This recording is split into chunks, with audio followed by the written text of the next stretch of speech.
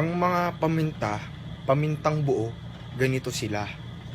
Pare, napanood mo ba kanina si Kobe? Putang, galing.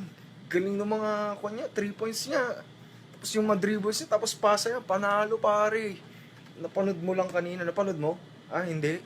Ah, ganun. Ano ba ang team mo pare? Ah, hit ka pala. Wala na yung hit eh. Talo na yung hit. Mahina na, naglipatan na eh. Wala na sino ba to? Si Lebron, wala na. Pumunta na ng Cavalier.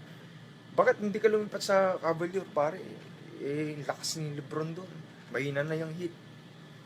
Ako kasi pare, kung ako Lakers talaga ako. Mula nung elementary pa lang talaga ako.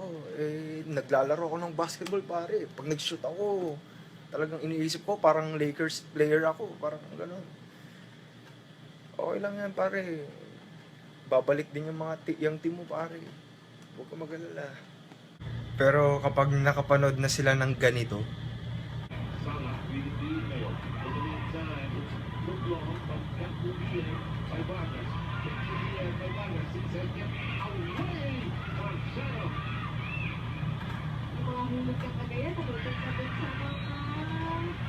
Ang galing talaga ng defense, ang floor defense nila talaga.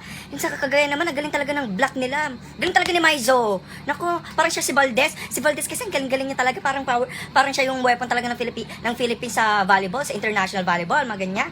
Naku, galing talaga. Grabe. Dapat yung open spiker talaga nila, dapat yung pinapaandaran nila. Tapos yung setter, ay si Salak. Grabe. Galing mag-set ni Sait pala. Galing, kaloka.